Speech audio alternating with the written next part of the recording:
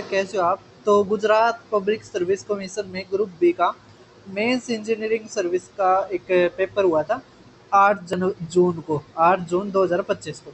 तो मेरे पास आया, मुझे उसमें कई क्वेश्चन अच्छे लगे जो आपको जरूर करने चाहिए। आप वे क्वेश्चन एक बार करो, ठीक है।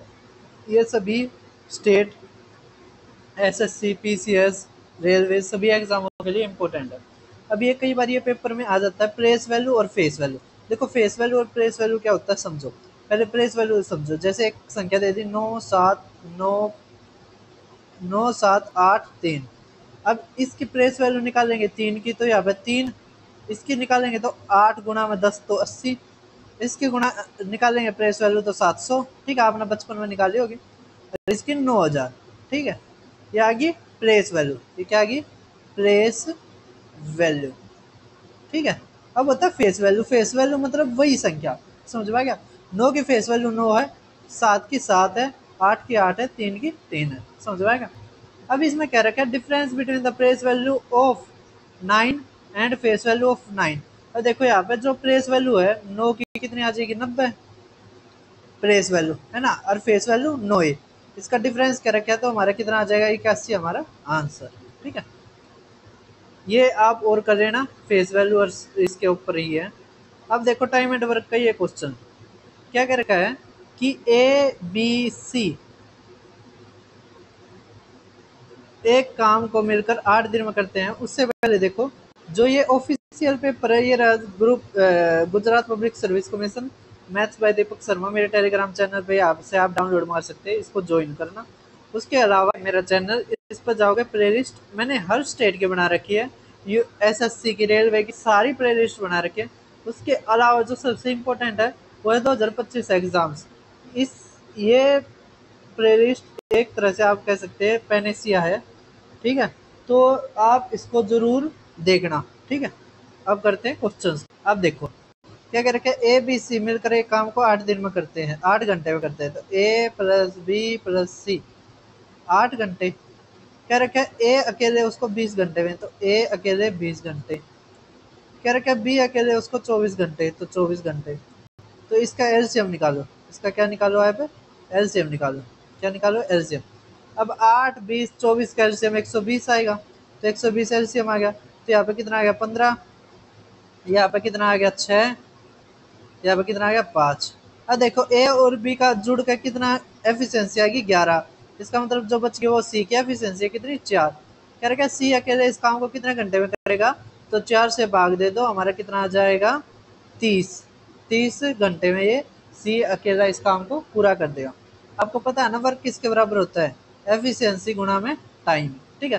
तो ये हमारी एफिशिएंसी आ गई, वर्क तब भाग देंगे तो हमारा टाइम आ जाएगा। सभी को समझ में आ रहा है। अब देखो आप ये क्वेश्चन आसान है, आपने खुद करना है, इसको कमेंट में बताना, कमेंट इट, ठीक है। ये बी है, ये B4 पता नहीं कहाँ से आ गया, बी है केवल। अब ये देख पा रहे होगे, ये क्वेश्चन थोड़ा ठीक है। क्या दे रखा है, एक बॉक्स में एक कागज की 30 पर्चियां 1 से लेकर 30 तक।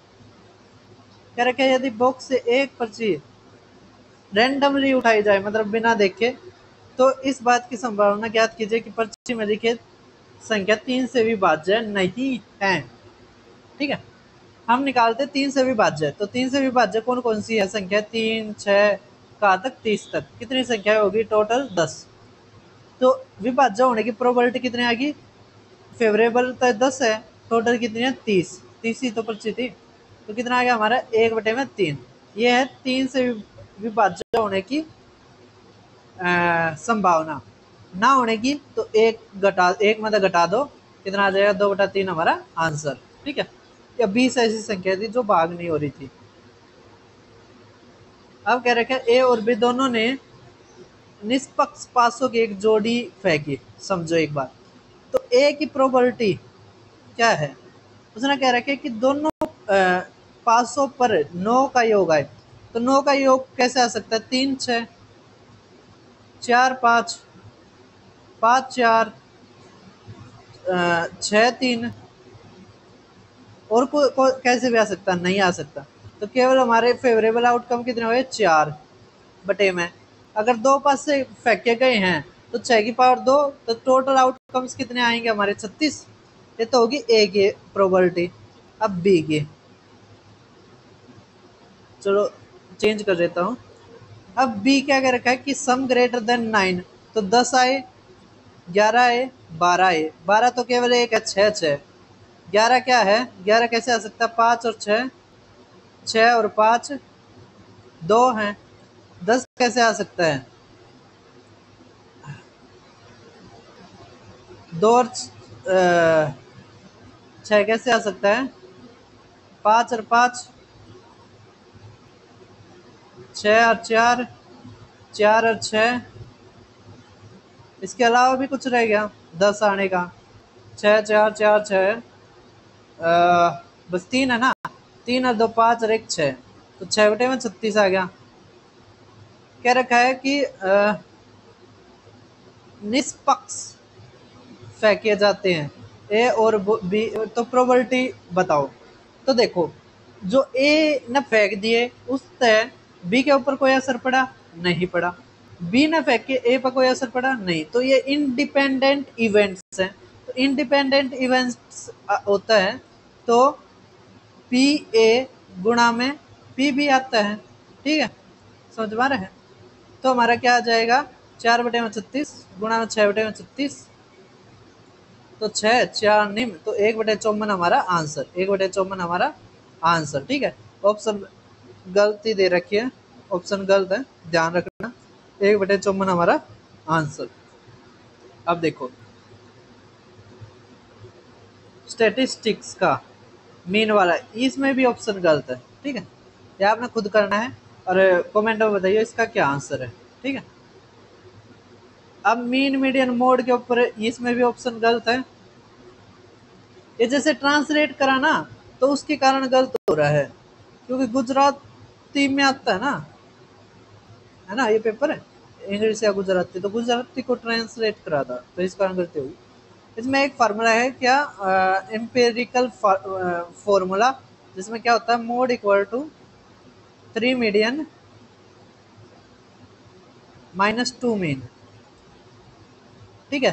तो मोड हमें कितना दे रखा है, 10 इक्वल टू 3 गुणा में मीडियन माइनस 2 गुणा में मीन, तो गुणा में 4 8 या 18, 18 इज इक्वल टू 3 मीन, तो 6 आ गया। ठीक था भाई ऑप्शन, ठीक है, ठीक है। ये फार्मूला आपको जरूर ध्यान रखना है। अब कह रखे हैं मीडियन क्लास, ये पेपर में बहुत बार आता है।